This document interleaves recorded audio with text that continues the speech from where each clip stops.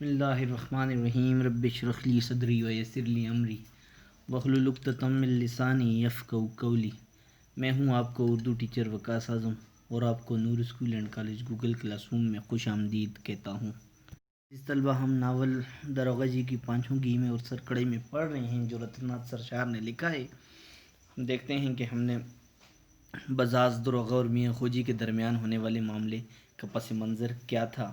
ہم نے پڑھا تھا جب داروغہ اور بزاز، جس کو لالا بلدیو بھی کہتے ہیں، نواب صاحب کے خریدے جانے والے کپڑے کا حساب کتاب کرنے لگے تو میاں خوجی بھی وہاں پہنچے، جسے دیکھ کر داروغہ کا رنگ زرد ہو گیا۔ بزاز نے میاں خوجی کو وہاں سے اٹھ کر جانے کا حکم دیا کیونکہ اس کی موجودگی میں کھیل خراب ہونے کا خدشہ تھا۔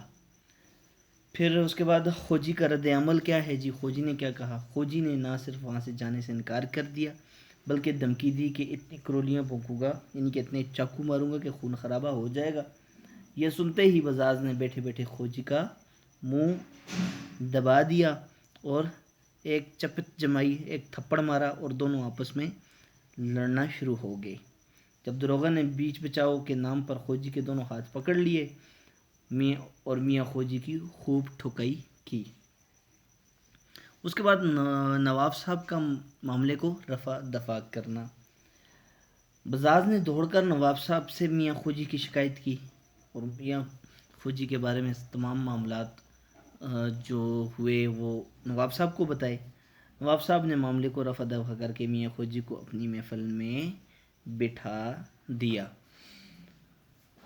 تو اب دیکھتے ہیں جی اس کے بعد اس ناول میں کیا ہوتا ہے اور بزاز، میاں خوجی اور داروغہ کا کس چیز پہ اور کتنے پیسوں پہ معاملہ طے ہوتا ہے۔ خوجی صاحب کہتے ہیں کہ ہماری ہاتھا پائی نہیں ہوئی، ہم بڑے شریف لوگ ہیں، انہوں نے مجھ پر غصہ کیا، میں نے ان پر غصہ کیا، اور شریف بھی کہیں سے ایک دوسرے پر ہاتھ اٹھاتے ہیں۔ تو اس کے بعد کیا ہوتا ہے دیکھتے ہیں۔ خیر، ادھر تو میاں خوجی نواب کی محفل میں جا کر بیٹھے اور ادھر لالا بلدیو اور داروغہ صاحب گئے کہ حساب کر لیں۔ تو وہیں سے نواب صاحب نے دوبارہ بھیج دیا لالا بلدیو اور داروغہ کو کہ ٹھیک ہے بھائی، خوجی صاحب تو یہاں میرے ہی پاس بیٹھے ہیں، آپ جو جا کر ایک دوسرے کے ساتھ معاملہ طے کر لو، یعنی کہ جو پیسے بھی، جتنے پیسوں کا بھی کپڑا آیا ہے وہ سارے روپے کا حساب کر کے لالا بلدیو کو دیے جائیں۔ داروغہ: ہاں بھائی لالا بتاؤ۔ لالا: اجی بتائیں، کیا جو چاہو دلوا دو۔ لالا کہتا ہے کیا بتاؤں، جو بھی تم چاہو وہی ہمیں دلوا دو۔ داروغہ: پہلے یہ بتاؤ کہ تمہارا آتا کیا ہے، 100، 200، 10، 20، 50 جو ہو کہہ دو۔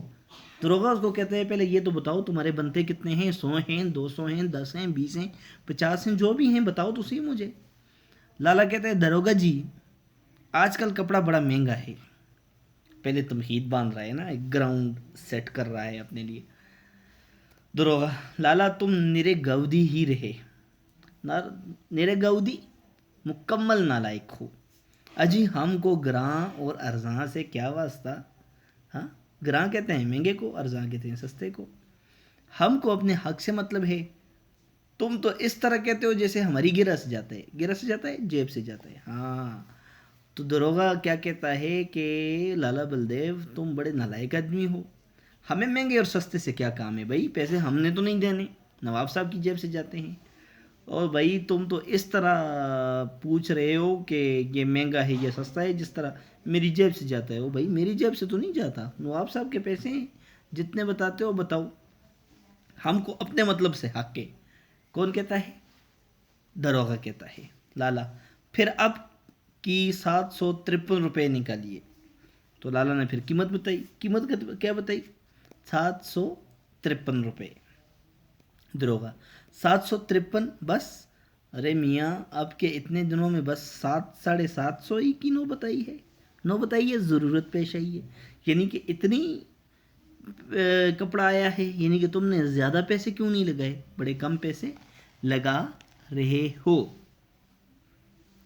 لالا: جی ہاں اجی آپ سے تو کچھ پردہ ہی نہیں، 200 اور 26 روپے کا کپڑا آیا ہے، اندر باہر سب ملا کے، مگر پرسوں تو نواب صاحب کہنے لگے کہ اب کے تو تمہارا کوئی 500-600 کا مال آیا ہوگا۔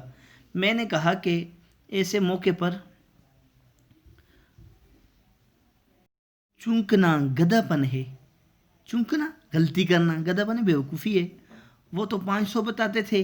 میرے منہ سے نکل گیا کہ حساب کیے سے معلوم ہو کل کوئی 700-800 کا آیا ہوگا۔ تو اب 753 ہی رکھیے، اس میں ہمارا آپ کا سمجھوتا ہو جائے گا۔ ہاں، لالا دروگا جو ہے اس کو کہتا ہے کہ یار یہ کیا کہہ رہے ہو تم، کیا اس دفعہ صرف 753 روپے کی بل بنواؤ گے؟ تو پھر اس کو لالا بلدیو کہتے ہیں کہ کل مجھ سے یا کچھ دن پہلے مجھ سے پوچھ رہے تھے، کون جی؟ کہ نواب صاحب کہہ رہے تھے کہ اس بار تو تمہارا کپڑا کوئی 500-600 کا آیا ہوگا۔ تو میں نے اس وقت یہ کہہ دیا کہ اس دفعہ تو غلطی کرنا ایک بیوقوفی ہے، تو میں نے ان کو میرے منہ سے نکل گیا کہ 700-800 کا کپڑا آیا ہے، تو اس لیے میں نے ان کو بتایا ہوا ہے، لہٰذا اس لیے اب 753 کا حساب کرتے ہیں۔ اس وقت میرے منہ سے یہی نکل گیا تھا۔ اب اگر ہم زیادہ بل بنائیں گے تو ان کو شک ہو جائے گا۔ دروغہ: اجی سمجھوتا کیسا؟ ہم تم کچھ دو تو ہیں نہیں، اور ہمارے تمہارے تو باپ دادا کے وقت کے مراسم ہیں، تعلقات ہیں۔ یہ اس کے ساتھ اپنے ریلیشن یا اپنے تعلقات بنا رہا ہے تاکہ ٹھیک ٹھاک پیسے وہاں سے یہ دھوکے سے کما لے۔ تم تو مثل اپنے عزیزوں کے ہو، ہاں اپنے رشتہ داروں کی طرح ہو۔ لے بولو کتنے پر فیصلہ ہوتا ہے بتاؤ۔ اب لالا بلدیو کہتا ہے کہ اتنے پیسوں میں تمہارا اور ہمارا سمجھوتا ہو جائے گا، یعنی کہ معاملہ ہم میں طے پا جائے گا۔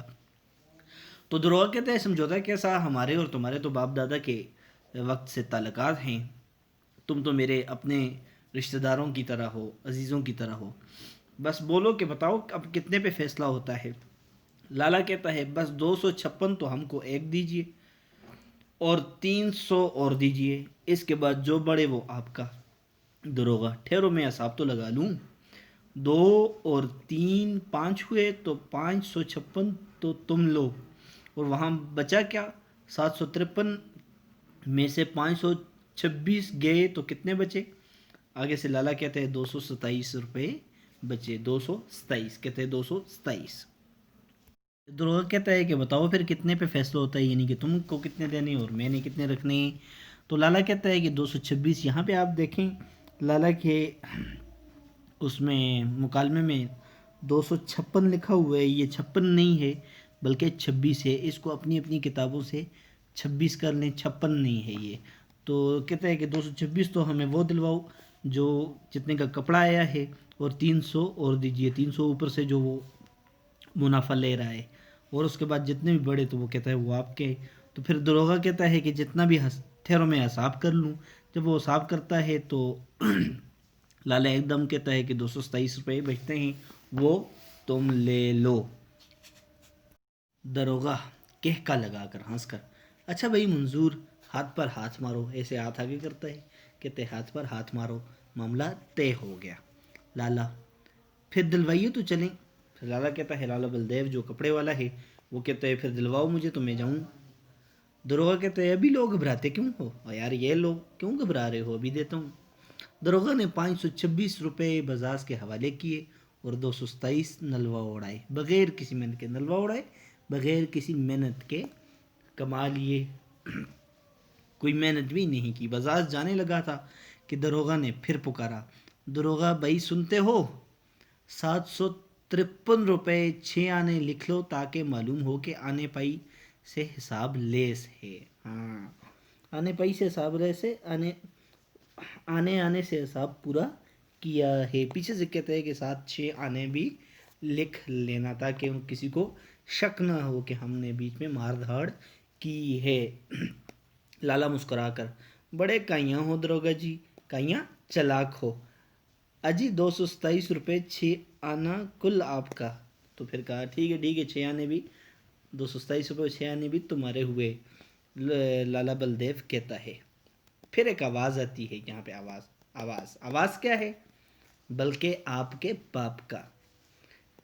جیسے ہی دروغہ اور لالا میں باہم گفتگو ہو چکی، ویسے ہی ایک موکھے میں سے آواز آئی، ایک سوراخ میں سے، موکھے میں سے، سوراخ میں سے لالا نے کہا کل آپ کا، اور آواز آئی کہ بلکہ آپ کے باپ کا۔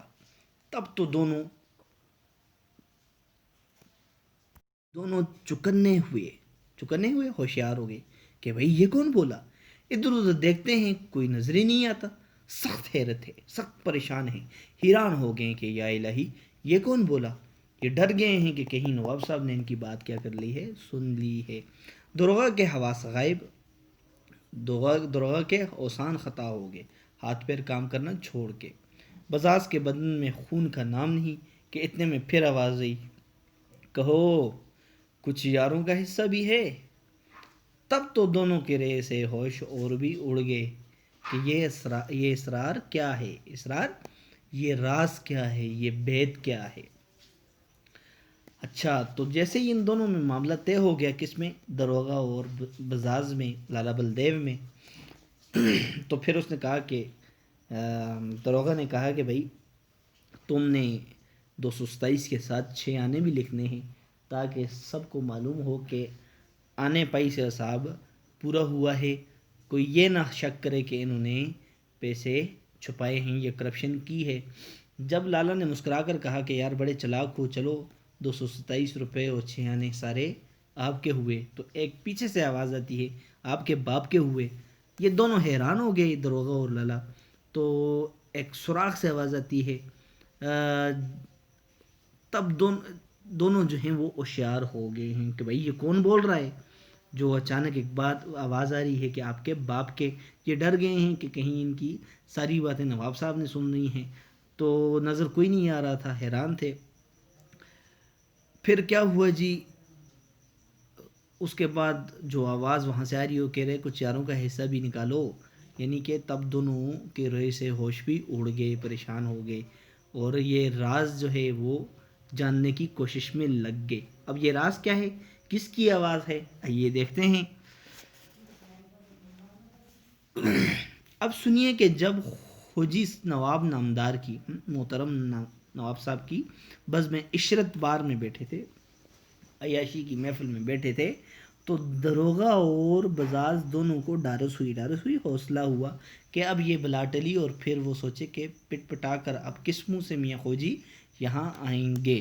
ہاں، تو جب ان کی لڑائی ہوئی تھی، نواب صاحب نے صلح کروا دی، معاملہ رفع دفع کر دیا، تو انہوں نے سوچا، ان کو حوصلہ ہوا کہ بھائی شکر ہے یہ بلا تو ہم سے ٹلی ہے، مصیبت سے تو چھوٹے ہیں، پہلے بھی ان کو کافی مارا ہے، اور اب یہ دوبارہ ہماری محفل میں نہیں آئیں گے جہاں ہم حساب کتاب کر رہے ہیں۔ لیکن خوجی ایک ہی بے حیا، راستے بھر یہی خیال تھا کہ وہ لوگ مطمئن ہو کر وارے نیارے کر رہے ہوں گے۔ خوجی بڑا بے حیا آدمی تھا، وہ یہی سوچ رہا تھا کہ یار وہ تو پیسے لوٹ کے مزے کر رہے ہوں گے، وارے نیارے کرنا، مزے کرنا۔ تو چپکے سے کسی بہانے اٹھے اور اٹھ کر کھپریل کے پچھواڑے ایک موکھے کی راہ سے سب سنا کیے۔ ہاں، کی محفل سے کسی بہانے سے اٹھے، اور وہ جو کھپروں سے بنی ہوئی جھونپڑی تھی، چھت تھی، وہاں سے ایک سوراخ سے ان کا سارا معاملہ جو ہے، ان کی ساری باتیں سن رہے تھے۔ جب ساری کارروائی ختم ہو گئی تو کیا ہوا جی؟ انہوں نے فرمایا کہ آپ کے باپ کا۔ دروغہ اور لالا بلدیو نے ان کو ڈھونڈ نکالا اور للو پتو کرنے لگے، معاملہ نپٹانے لگے، بات کو رفع دفع کرنے لگے۔ بزاز ایک دم سے ہمارا قصور معاف کیجیے، ہاں، بزاز جو ہے وہ خوجی سے معافی مانگنے لگا کہ بھائی مجھے معاف کر دو، میں نے بڑی زیادتی کی ہے تمہارے ساتھ، کیونکہ خوجی کے سامنے بزاز کا راز کھل چکا تھا۔ دروغہ، اجی یہ ایسے آدمی نہیں ہے، یہ بیچارے کسی سے لڑنے بڑنے والے نہیں۔ ہاں، اب جو دروغہ ہے وہ مسکے لگا رہا ہے، مکھن لگا رہا ہے کس کو؟ خوجی کو، کہ بھائی یہ بڑا اچھا آدمی ہے، یہ لڑائی جھگڑے کرنے والا آدمی نہیں ہے، اپنے کام سے کام ہے، باقی لڑائی جھگڑا تو ہوا ہی کرتا ہے۔ دل میں کدورت آئی اور صاف ہو گئے۔ کدورت کہتے ہیں نفرت کو، ہاں، تو دروغہ کہتا ہے کہ یہ بڑا اچھا آدمی ہے، یہ کسی سے لڑتا جھگڑتا نہیں ہے، اپنے کام سے کام رکھتا ہے، کبھی کبھی لڑائی ہو بھی جاتی ہے لیکن یہ دل میں نفرت نہیں رکھتے۔ خوجی یہ باتیں تو عمر بھر ہوا کریں گی، مطلب کی بات فرمائیے۔ یار خوجی کہتے ہیں دروغہ جی چھوڑیں ان باتوں کو، بات گئی آئی ہوئی اور آگے بھی ہوتی رہے گی، اب مطلب کی بات کریں۔ دروغہ جو ارشاد ہو، جو آپ کا حکم، آپ کہیں کیا بات ہو۔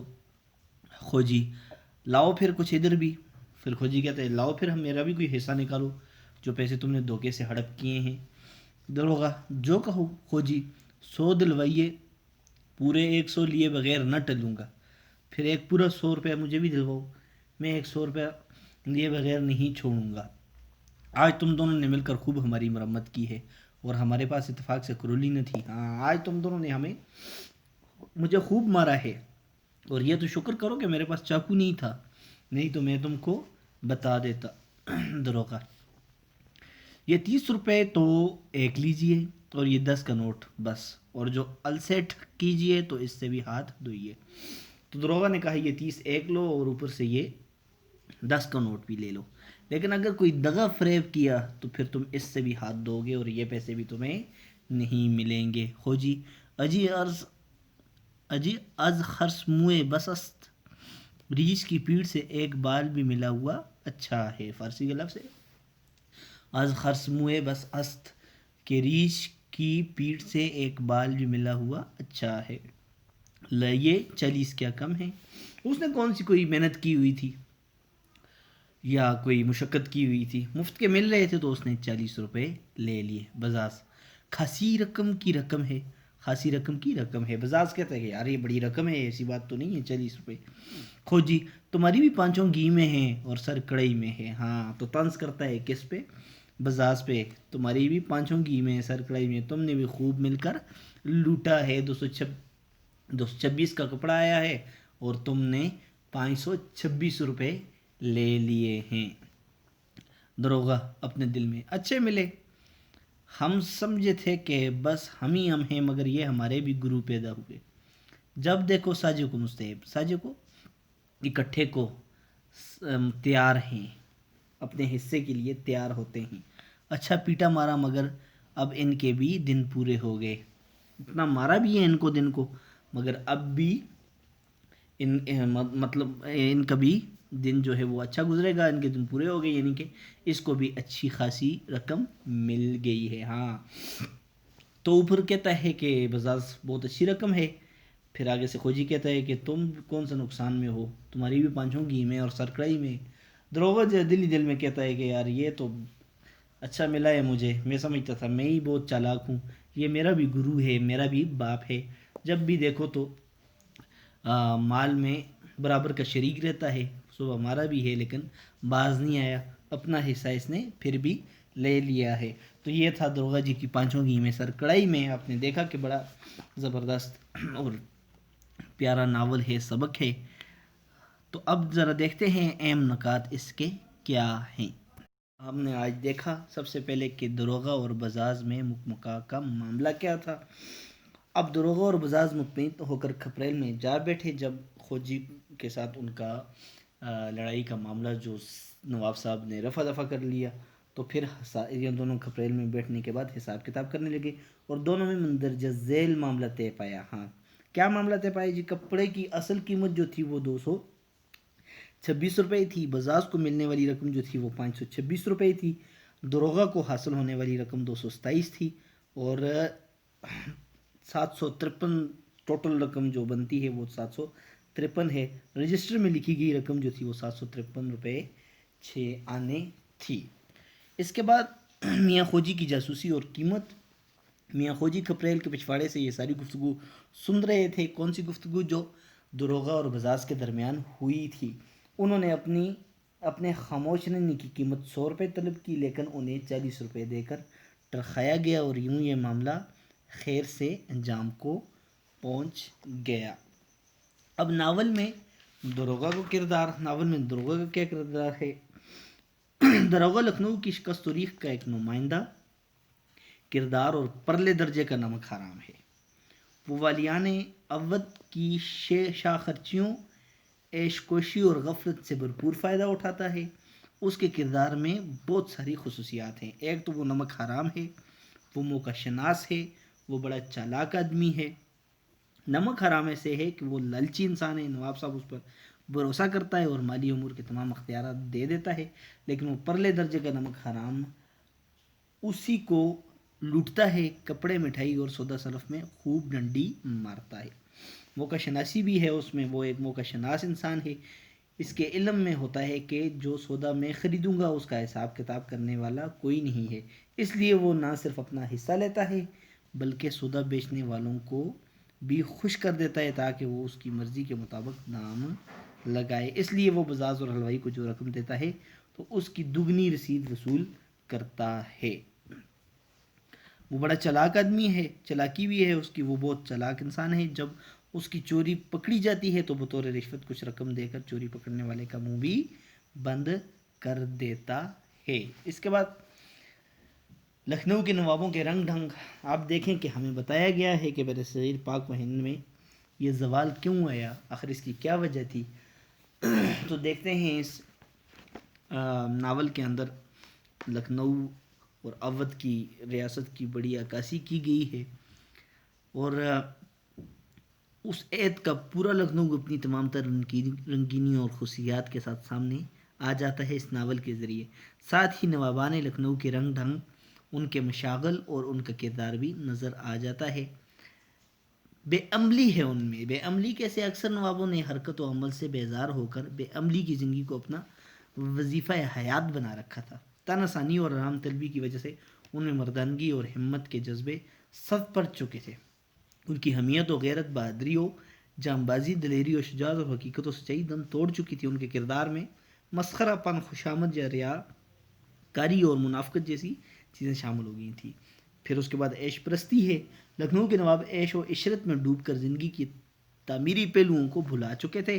ان کے دربار ناچ گانے اور رنگ رلیوں اور شعر و شاعری کا مرکز بن گئے تھے۔ طوائفوں کی محفلوں میں اٹھنا بیٹھنا، ان سے چھیڑ چھاڑ کرنا اور ان کے روزمرہ کا معمول تھا۔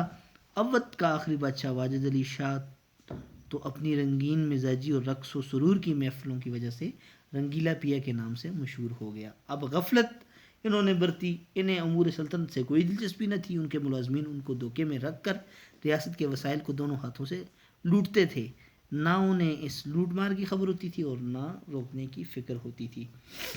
تو یہ ساری کہانی نوابوں کے لکھنوی معاشرے کی ہے جو اندر سے بالکل کھوکھلا ہو چکا تھا، لیکن کسی کو بھی احساس زیاں نہیں تھا۔